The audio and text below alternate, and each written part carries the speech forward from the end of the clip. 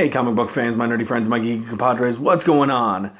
This is my 5th anniversary question and answer video. I put it out there on my last video, my final haul video of 2016, I asked you guys to ask me some questions, and I got a pretty solid response. So I wrote them all down here. And I have like some answers over here in this area. So I'm going to read the questions, give you my answers, and that'll be it. And this will be the start of 2017 for Running with Comics. So first question, asked by @Cinematica Comica. If you could live in any comics universe for a year, which one would it be? For me, that was really pretty easy. I try to be kind of a laid back, easygoing kind of dude. So I had thought, the Archie universe, just chill, normal, everyday kind of stuff. Nothing big happens, like terrible, unless you count Afterlife with Archie, which, maybe that doesn't happen in the year I'm there. That'd be good. But then, you get some exciting stuff that happens too. Like, at the end of last year, Archie Comics put out that one shot of Archie meets the Ramones, or, they did Archie versus Predator. That fun stuff happens. But most of the time it's just easygoing, eating cheeseburgers and drinking milkshakes at Pops, and I'm good with that. So, yeah, the Archie universe. Wednesday Serial Matt asks, if you could crow out on someone, how would that go down? This is probably the hardest question I had to answer because I have no idea. For me, it would depend on what said person has done. And the kind of mood I'm in at the time. I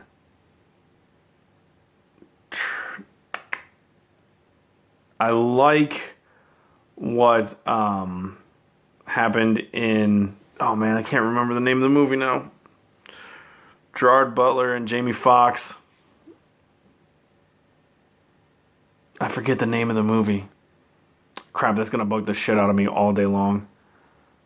I love it too. Public Enemies was the Johnny Depp one. What was it called? Shit. I don't remember, but Gerard Butler just tortures the shit out of this guy. And it was fantastic. I loved it. But yeah, it would come down to what the guy did and how I was feeling at the time. I imagine a lot of like cutting off body parts, or like Sin City. Why can't I remember names today? This is bad. This is real bad. But what happened to Elijah Wood in the movie? I know it's in the comic too, but I'm thinking of the movie because like he gets his limbs cut off and then that dog comes and eats him. That's pretty awesome too. So I don't know, something pretty. I'm picturing a lot of blood and a lot of cutting. So yeah, that. JB asks, if someone would ask you to recommend to them 5 comic book series, i.e. Y the Last Man, what would they be? I haven't finished Y the Last Man yet, so I can't really say that that's one. But it has been fantastic. But you mentioned it, so I'm not going with that. We'll go with a couple of my favorites. One that's lesser known to most people is Hectic Planet. This is written and drawn by Evan Dorkin. 3 trades long, about space pirates and ska music. Fantastic. The art's amazing. Black and white, all 3 volumes. Super, super good. I really enjoyed it. And then we have Fables, which you haven't read. If you haven't read it, you should read it. It's like all our childhood fairy tales. The characters in modern day New York, kind of. It's pretty cool. I love it. And then we have Peter Panzerfaust. Just a super cool and different look at the Peter Pan mythos. Really, really good. Unfortunately, that just ended. I still haven't picked up the last trade because I've been trade waiting it, but super, super good. One that I just I completed the entire run of, I think last year, Animal Man. Really good all the way through from the first issue to the final issue that Jeff Lemire put out 2 years ago when he took over the title. Super, super good. Man with animal powers. It's pretty awesome. And then lastly, one of my absolute favorites, Lock and Key. 6-volume story. Just amazing work. Joe Hill and Gabriel Rodriguez just doing fantastic work on this. If you don't know anything about it, I'm not going to tell you. Just go and read it because you'll love it. Everybody should read it because it's fantastic. One of my favorites. Anyway, Brian from Infrared Media, he asked, if you had to choose 3 comic characters that you identify with, who would they be and why? I had 3 that popped into my head like straight away. First being Buddy Baker, who is Animal Man. He's very kind of a family-oriented type dude. Wife, 2 kids, fucked up lives, and just trying as hard as he can to pull everything together. I feel like that sometimes where, you know, shit just keeps going wrong and shit keeps piling up and it's just so hard to get through kind of the day-to-day stuff. Yeah, so there's that. There's also Jack Joseph, who is the main character in the graphic novel Underwater Welder. Also has a lot to do with family, being that he's about to have a child and just the weight of the world seems so scary that sometimes he had to get away. And that, I mean, that's how life is. Like, just, you know, like I said about with Buddy Baker, you know, shit just keeps piling up and sometimes you just gotta get away, get outside your mind. Yeah. And then the last would be Jesse Custer from Preacher, which is kind of a different kind of thing. Jesse Custer being a priest. I was never a priest, but he has the same kind of thought process as I do when it comes to, you know, a higher being or God, where you just begin to question a lot of stuff, and I have my entire life. So those 3 just popped in my head like right away when I read the question. So those are the ones I went with. I didn't overthink it, just went with it. And next, Johnny DaCosta, my brother, asked, you and I are big fans of Batman Elseworld stories. It's true. What would your dream plot for Batman Elseworlds be? Oh, next to Matt's, this was the next hardest question. Because I, at first, had no ideas. And then I started having some, and then I was like, oh, I don't know if these have already been done. And then most of them had already been done. So, I thought up something that would be kind of neat, that I would really like to see. And it's not, I don't know that it would necessarily be like an Elseworld story, but it would be like a team up. And I'd love to see a Batman and Dick Tracy team up, because I think they're so similar that it would just be cool seeing Batman and Dick Tracy going after like each other's rogues gallery. I think that would be fun. You know, and then you could mix it up and then have them go against each other. That'd be pretty cool. But that's all I came up with. Like, I came up with some other stuff, but like stuff that already is out there that I haven't read yet and I need to pick up. So that's what I got. Damien, Sleeper Reader 666, asked if you could write one comic series, what would it be and who would be your artist? I automatically went with X-Men Legacy, but the one that just came out a few years ago with Cy Spurrier writing it, the one involving Legion, because there's the whole crazy, going on inside his head, which I think would be fun, really fun to write, and I could actually do a decent job, I would think. As far as artists go, I thought of a few, but I thought that, like, if I could do like an artist for like the outside world of Legion, and then a second artist for like the in the head kind of art, I would go with Kevin O'Neill for the outside, because he just does beautiful work. If you need reference, go look at League of Extraordinary Gentlemen. Amazing, detailed, just fantastic. And then for like the in the head kind of crazy, I would go with Jeff Lemire, because he has this art style that just, you're going to hear his name a lot in this video, just a warning. But he has this crazy style of art that I think would fit well with kind of an in the mind crazy kind of art.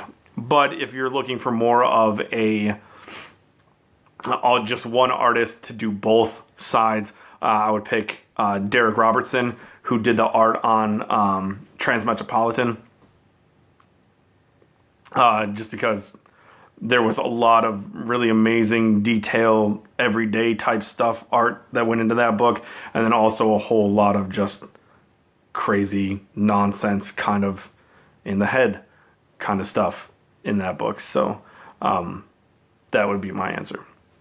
Next, Dr. Monkeybot just hit me with a slew of questions, so we're just gonna run right through them. First, he said, you can pick one Marvel character, one DC character, and one indie to give you a piggyback ride. Who are they?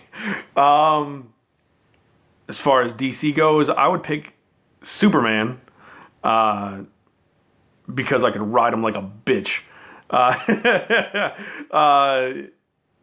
that's about it. Marvel, I would pick the Hulk, because he could actually like give me a piggyback ride, like I'd still be like kid size to him, and I think that would be kind of fun. And then for the indie, I picked Father of the Year, Rick Grimes, because I just think it'd be funny to see like withered Rick Grimes, piggyback ride 215-pound me, then missing a hand and stuff. I pictured that and I thought it was funny.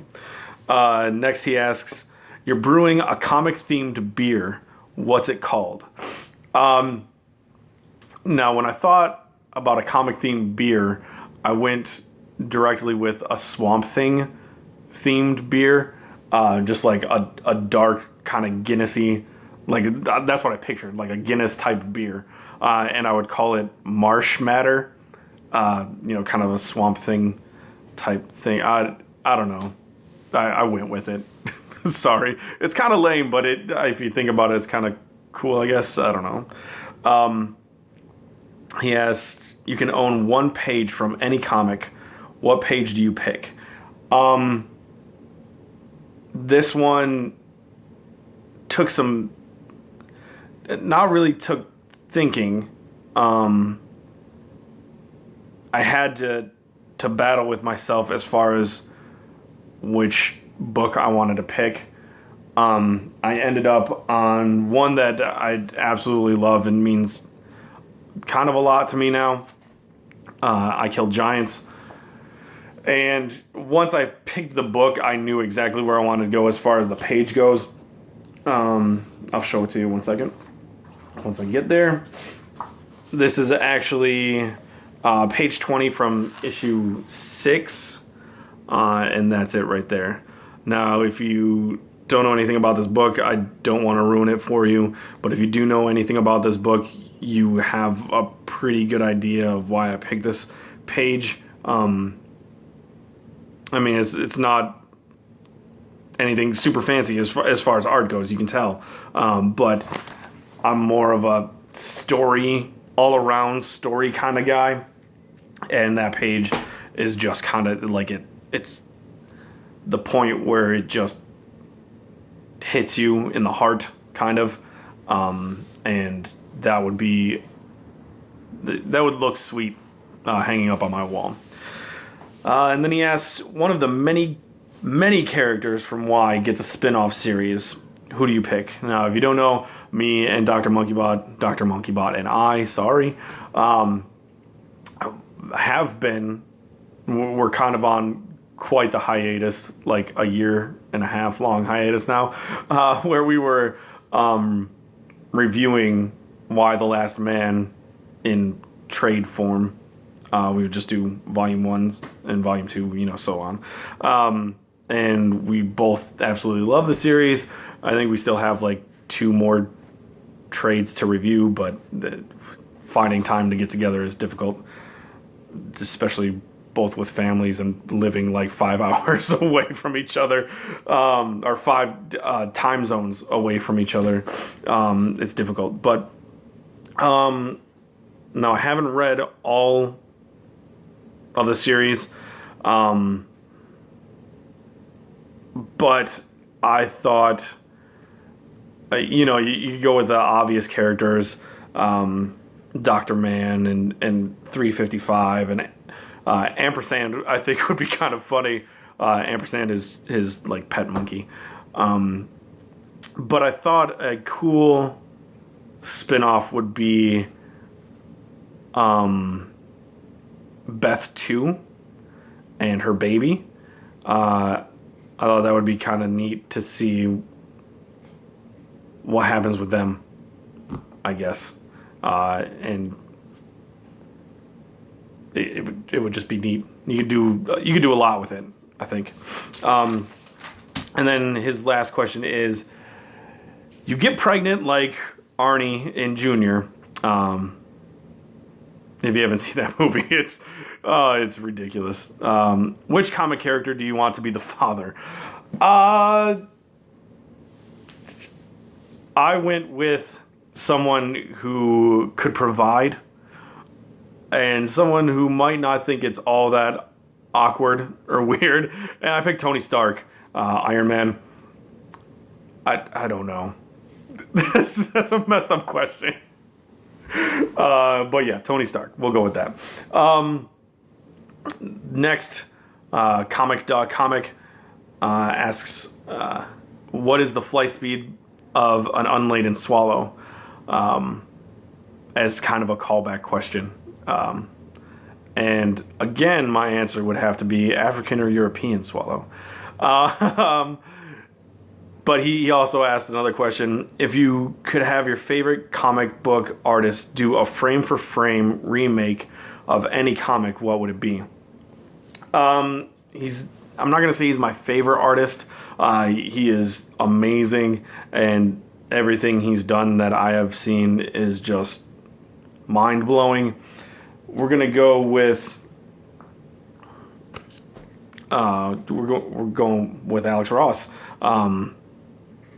Who does this painted style, like, of art. It's just fantastic. He's amazing. He does this painting art, and it's funny because the issue that I would love to see him redo, Kingdom Come Here, is written by Mark Waid. The issue I would love to see him redo is also written by Mark Waid, and that is Daredevil, issue 25, where Daredevil gets the shit beat out of him by Ikari, and this was my issue of the year. Was it 3 years ago? 4 years ago? Something like that. Just great issue, and I'd love to see the painted art style on that book. It would be sweet. I would take for freaking ever to get done, but it would be cool. Next, The Exile, or Hitman Von Doom. He asks, what is your favorite cartoon? I have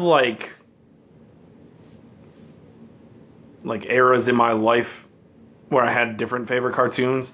Like when I was growing up, when I was a kid, my favorite was always Thundercats. Loved that comic. Loved that cartoon. Super good. And then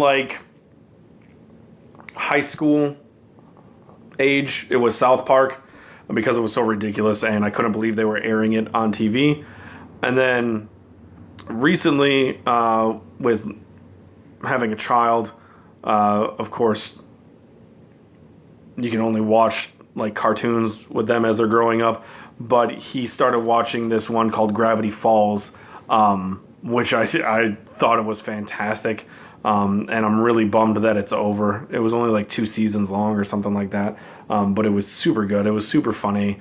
Held my interest.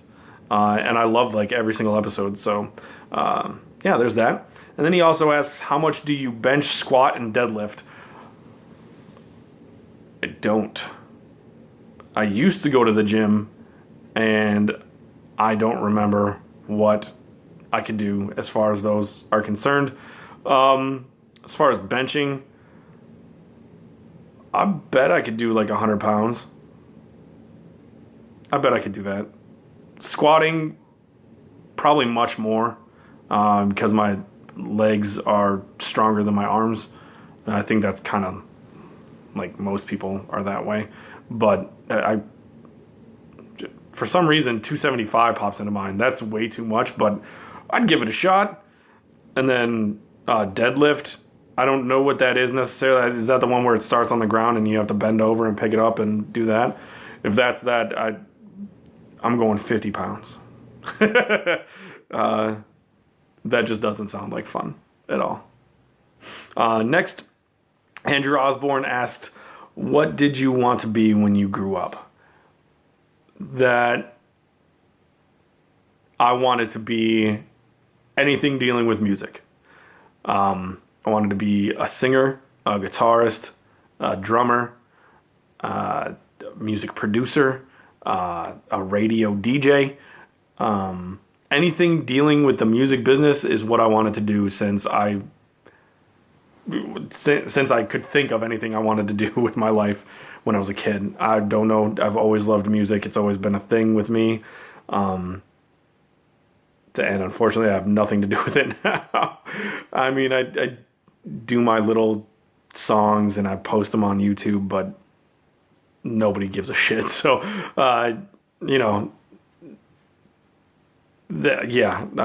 anything with music was what I wanted to do. That was it. It was never astronaut or policeman or fireman or anything like that. Just anything with music. He also asked, Betty or Veronica? I'm more of a Betty type guy. Veronica just seems like way too much work, way too high maintenance. And then if anything goes wrong, she just seems like the type of chick that would just crazy go off, just do some shit to ruin your life. And I'm just not about that. Betty. Yeah, Betty. Next, good friend Yoakum asked, any book you're on the hunt for next year? This is one I've been on the hunt for a lot of years. And I never find it at the right price. I actually, last year, had a hard time finding it at all. And that is Saga of the Swamp Thing, issue 37, which is the first appearance of Constantine. It's just a bitch to find a decent priced copy of. And condition isn't usually a big deal to me. If you saw the condition of my first appearance of Animal Man, you would understand. That thing's a mess, but I have it. So yeah, that I'm always on the lookout for that one. Or first appearance of Moon Knight. That's a tough one too. That is in Werewolf by Night. I think it's issue 21. Yeah, can't find that one either. So, but the big one is Constantine. Or Swamp Thing, first appearance of Constantine. Anyway, Mercy's Little Show asks, she asked a bunch of questions too, so we're going to dive into those. She asked, what's the last vinyl record you bought? I can't remember, but I know it's one of the two. I think I have a pretty good idea. This is Pale Horses by Me Without You. This is close to one of the last ones I bought. And then I think the actual last one I bought was this Coheed and Cambria, The Color Before the Sun. I think this is it. Pretty sure. Not 100% sure though. But those were probably the last two I actually bought. I haven't gone out shopping for records a lot lately. With Christmas, money got tight, and then I just haven't. I don't know. I mean, I went record shopping, but didn't buy anything at Second and Charles, just because they started pricing things outrageously, and it just bugs me. So I might have to stop by my little record shop soon and pick up some 25-cent records or something. But yeah, those would be the two. And she asked, what's your prettiest colored vinyl? Her, Brandon, Travis, and myself all really dig on colored vinyl. Actually, I don't know if Travis does. I think he does, but I know he's been a part of the talk on Twitter about colored vinyl. And I have a few here that I wanted to show. First being this purple vinyl. I love this color. It's awesome. This is Full Collapse by Thursday. If you guys don't know them, they're pretty awesome. Go check them out. Then this blue see-through Descendants, Everything Sucks. I love this blue color. It's coming off a little bit lighter on the camera, but it's pretty. I mean, it's not super dark, but it's nice. It's a good looking blue. And then I have this marble, purpley red and blue looking record. This is Money Money Boss Tones, Let's Face It.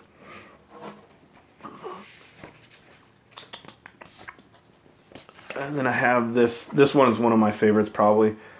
This is Alkaline Trio, Maybe I'll Catch Fire. You can't really see it, but it's orange, and then it's got this kind of black, it's supposed to look like smoke, just swirled in there. It looks awesome, and I love it. Then I have a double record here, or 2-album record. This is Finch, What It Is to Burn. I think this is the second LP, or the second record of it. And then this one's probably my favorite of the two.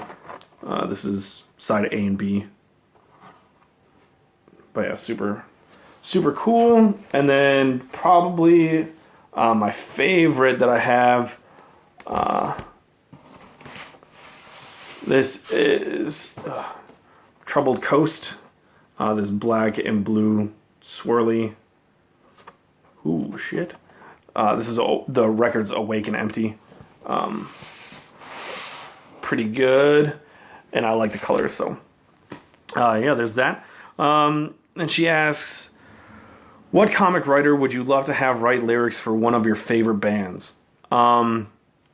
This was kind of difficult because I see a lot of band members going the other way, like singer-songwriters writing comics. I've seen that happen. But the other way around, I don't really see all that often. I don't think I ever have. But I thought that I would kind of cheat a little bit because I've seen prose writers do music. Or, like, for example, I know Nick Hornby wrote a record for Ben Folds. Ben Folds adapted his writings to songs. So I've seen that. So I kind of cheated a little bit and went with Joe Hill, who wrote Lock and Key, but he is also a prose writer, so he writes novels as well. And I'd love to see him write lyrics for a band that I think could do a whole lot of different sounds. One of my favorite bands of all time, who are still around, Foo Fighters. I love Foo Fighters. Just fantastic band, and I think that they could adapt any type of lyrics to really great music. I think it would work out pretty good. Next, she also asks, who's your favorite prose book writer? That's also a tough question, but I just mentioned him, Nick Hornby. He wrote High Fidelity, which I didn't read first. I saw the movie first. It's also like my favorite movie of all time. But the book is phenomenal. And then, like I said, he wrote songs for Ben Folds to do music to. And those are fantastic songs. He's just really, really good. Now, as far as like his other stuff, I don't really know. So I don't know. I don't know if I can say he's my favorite prose writer. I was a big fan growing up of Michael Crichton. Really loved like all his books. I read.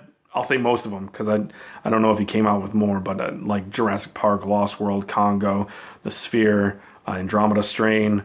I read like 8th grade. I read all those in 8th grade and I loved them. He's one that I really, really enjoy. Stephen King. Of course, love his earlier stuff. And then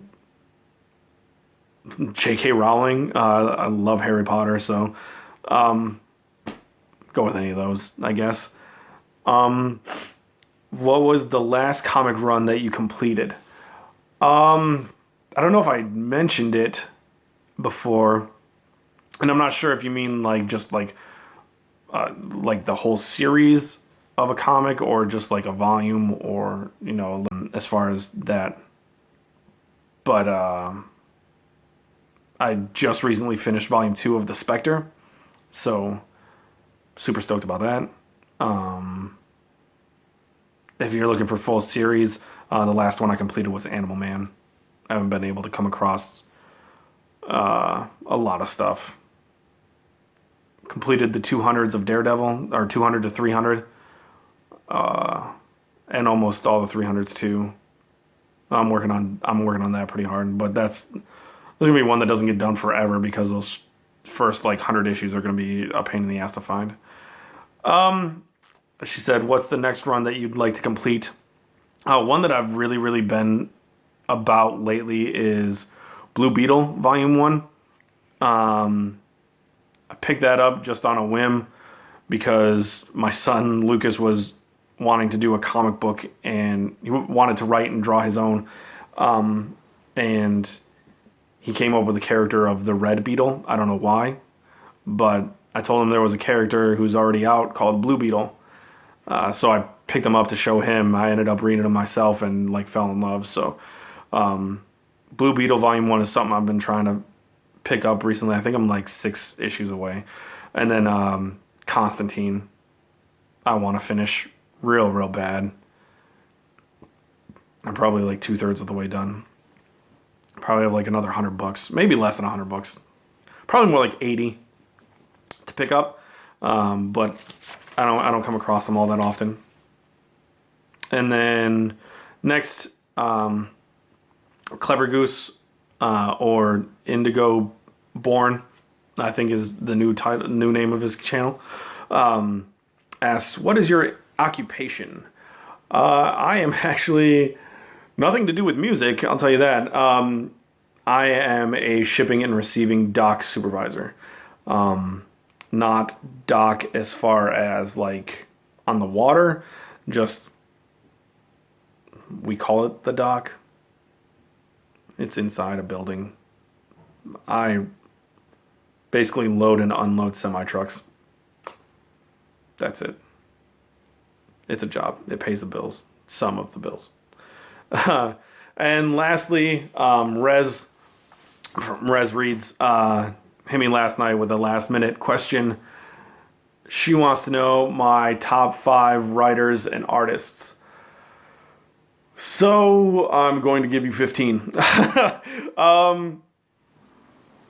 Now I'll give you the traditional artists and writers first. First, these are going to be in no particular order. They're just some of my favorites. Being Alan Moore, Ed Brubaker, Brian K. Vaughan, Neil Gaiman, and Jeff Loeb. All do tremendous work. Amazing writing. Just fantastic stuff. I'm not going to list off everything that they've done, but if you haven't read any of their stuff, get on it. Pretty much anything by any of them is golden. Artists, Kevin O'Neill, Francisco Francavilla, Dave McKean, Sean Phillips, and Tim Sale.